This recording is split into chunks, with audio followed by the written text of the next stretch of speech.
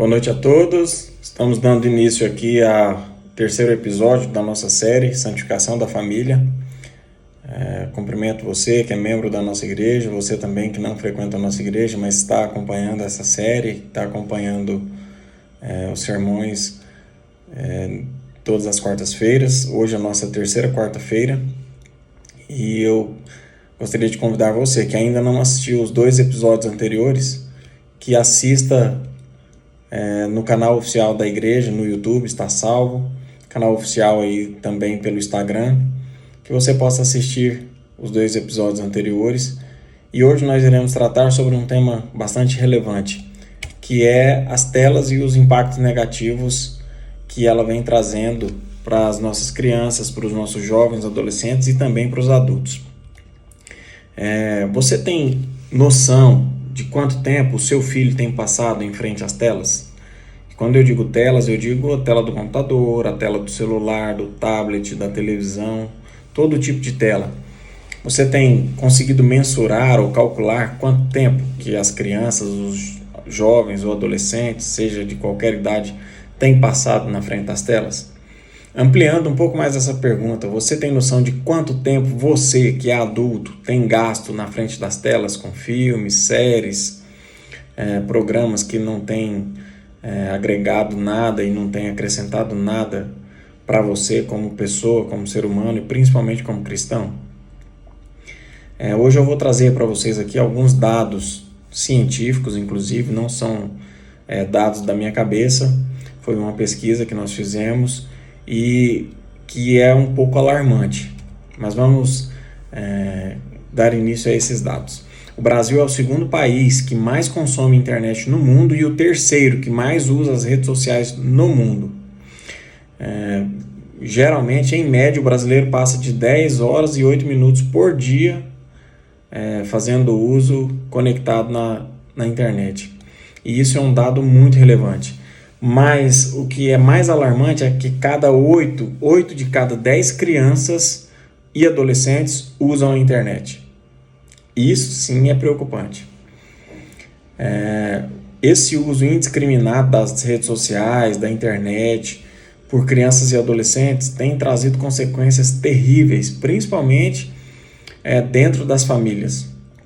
E muitas vezes os pais não têm consciência ou não têm controle do que essas crianças estão acessando, do que está sendo assistido, do que está sendo consumido nas redes sociais, na internet, no YouTube, nos videozinhos do YouTube, que muitas vezes parecem ser inocentes e de inocentes não tem nada.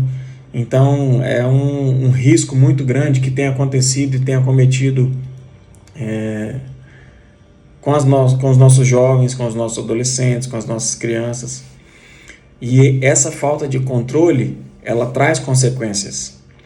O Correio Brasiliense soltou uma pesquisa sobre o conteúdo que as crianças e adolescentes consomem na internet.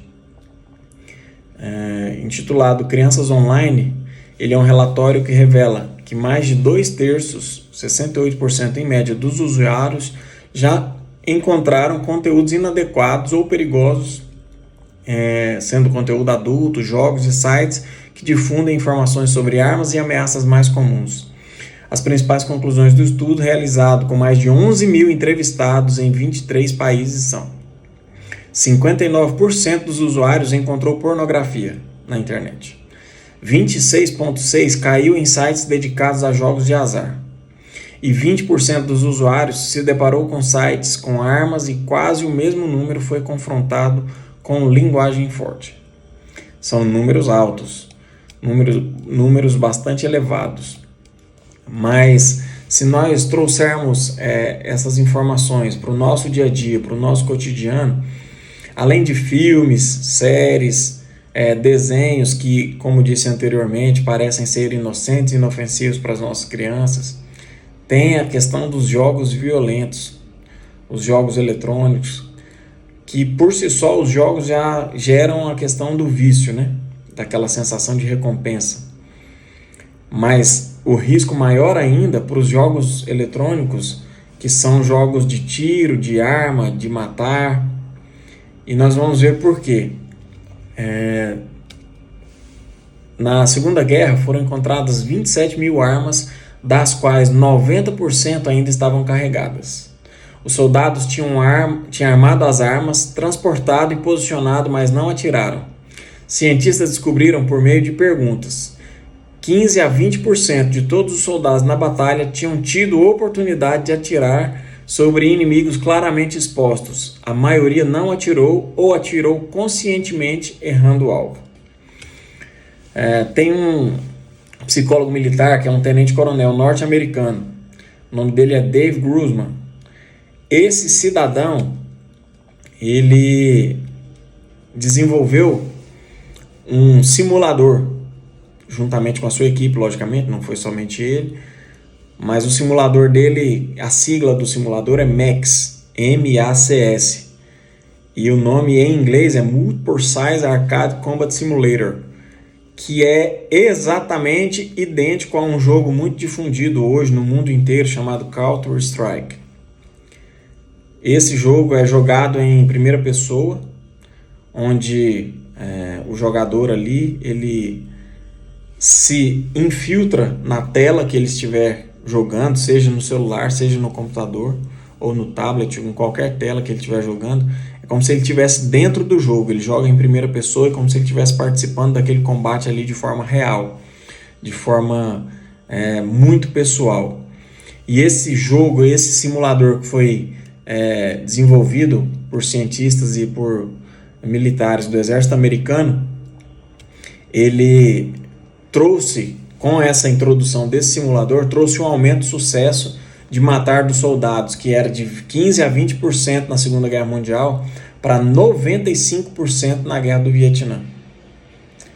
Tem noção do aumento, da eficácia que esse jogo proporcionou na mente daqueles soldados?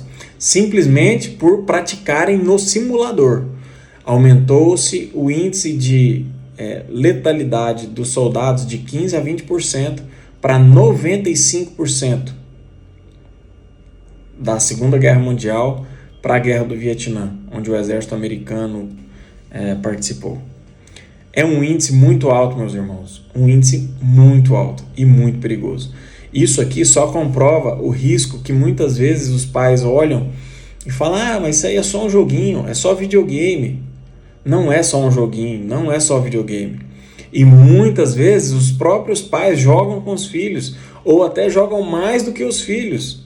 Alguns pais tentam se enganar. Às vezes o filho nasce, está com 6 meses, vou comprar um videogame para o meu filho. Não é para o filho, é para o pai mesmo, é o pai que vai jogar, é o pai que vai fazer uso desse equipamento eletrônico aí, e muitas vezes que vai difundir os jogos para os filhos posteriormente.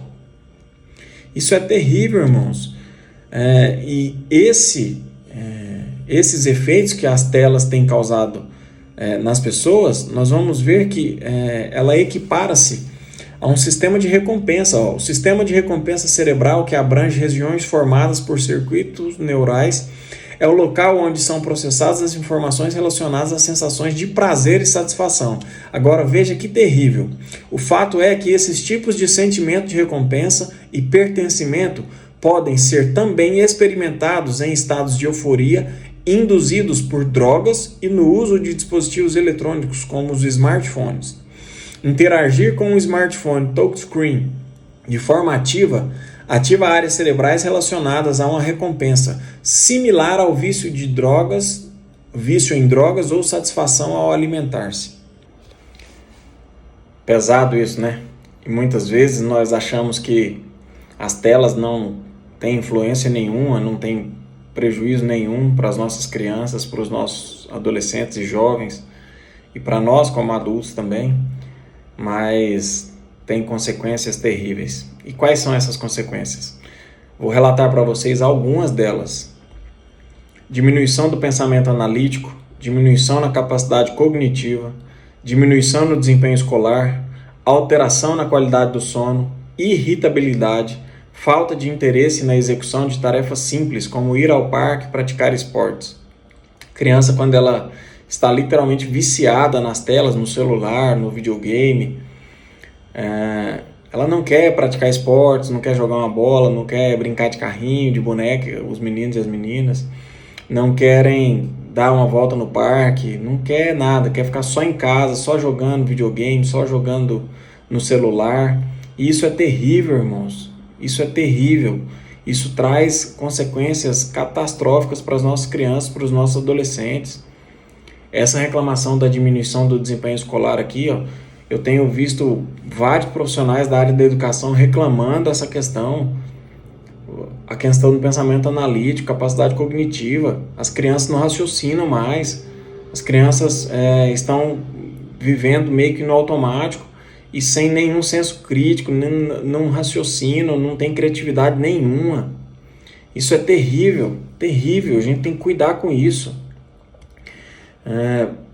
Pela primeira vez, os filhos estão apresentando um QI inferior ao dos pais. Um neurocientista da França chamado Michel Desmouget é diretor de pesquisa no Instituto Nacional de Saúde da França. E ele fez essa pesquisa e ele é autor de um livro também. O livro é intitulado A Fábrica de Cretinos Digitais. Volto a repetir, pela primeira vez na história, depois que se começou a mensurar a questão do QI humano, é a primeira vez na história que o QI dos filhos é menor do que o QI dos pais. Isso nunca aconteceu antes. Sempre as gerações que vinham em sucessão tinham um QI mais elevado do que de seus pais. Isso era uma ordem natural das coisas. A tecnologia aumentando, a ciência melhorando e o conhecimento cada vez mais acessível fazia com que esse QI aumentasse. Mas com esse uso indiscriminado, excessivo e de forma errônea da internet e das telas, tem causado um efeito reverso. As crianças têm emburrecido, os jovens têm se emburrecido. A questão cognitiva, a questão de raciocínio lógico, a questão de criatividade. É terrível isso, irmãos. Presta atenção nisso. Pela primeira vez na história, o QI dos filhos está menor do que o QI dos pais. É muito complicado uma situação dessa. Esse mesmo autor desse livro, ele fala o seguinte: simplesmente não há desculpa para o que estamos fazendo com os nossos filhos e como estamos colocando em risco seu futuro e desenvolvimento. E a Bíblia fala que se nós não falarmos, as pedras falarão. E muitas vezes nós temos deixado de estimular os nossos filhos, crianças, jovens e adolescentes ao estudo diário da Bíblia, ao estudo diário da lição. Muitas vezes nós não estudamos e como vamos dar o exemplo aos nossos filhos? Nós temos que praticar para que eles vejam a gente fazendo. Não adianta só você falar, você tem que mostrar. E se os filhos são pequenos, você tem que sentar com eles, estudar com eles. Você não pode, de forma alguma, querer terceirizar uma responsabilidade que é sua. Principalmente quando os filhos são ainda pequenos, quando os filhos ainda são menores. Não tem como. A gente tem que assumir essa responsabilidade para nós. Nós temos que tomar esse cuidado, porque nós seremos cobrados. Quando Jesus voltar, a pergunta que ele fará para você, pai, e para você, mãe, é a seguinte: aonde estão os filhos que eu lhe confiei? E qual será a sua resposta? Aonde estão os filhos que eu lhe confiei? É uma pergunta um tanto quanto pesada. E a solução para essa questão é contato com a natureza, práticas de atividades esportivas, leituras, tempo de interação com os pais, atividade musical, tudo isso faz o caminho inverso ao uso indiscriminado das telas. E nós temos que nos estimular os nossos filhos a esse tipo de atividade. Todas essas atividades estimulam a capacidade cognitiva, reduzem o estresse e promovem melhor a qualidade de vida em crianças e em adultos. E o meu apelo nessa noite é que nós façamos uso dessas atividades com nossas crianças, com os adolescentes, com os jovens, para que possamos minimizar essa questão do uso das telas, para que nós possamos minimizar essas consequências que nós abordamos aqui nesta noite. É uma responsabilidade nossa, minha, sua, que a gente não terceirize isso, que a gente assuma essa responsabilidade e que isso possa fazer a diferença na vida deles e na nossa vida também. Isso é benéfico só para eles não, irmãos, é benéfico para nós também como adultos, é necessário para nós como adultos também. Muitos de nós estamos aí com esse mesmo problema, viciados em telas, seja na televisão, no uso excessivo no computador, no celular principalmente. E eu quero finalizar aqui nesta noite com vocês, deixando uma reflexão que se encontra em Filipenses 4:8. Finalmente, irmãos, tudo que é verdadeiro, tudo que é respeitável, tudo que é justo, tudo o que é puro, tudo que é amável, tudo que é de boa fama, se alguma virtude há e se algum louvor existe, seja isso que ocupe o vosso pensamento. Que Deus nos abençoe, que Deus nos ajude e nos capacite, mas que nós tenhamos a iniciativa de buscar essa ajuda em Deus, essa iniciativa de buscarmos o Espírito Santo de Deus, para que possamos melhorar em todos os pontos que nós necessitamos, buscando a santificação do nosso lar e da nossa família. Boa noite a todos e até mais.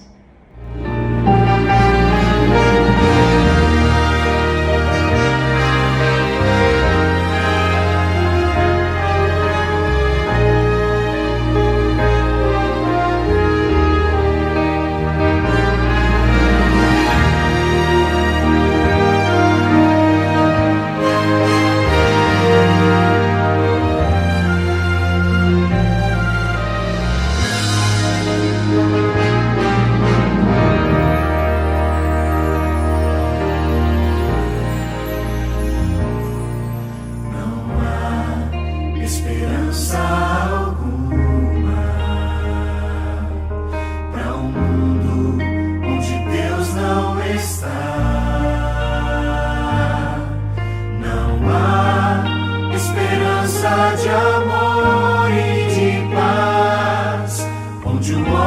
you.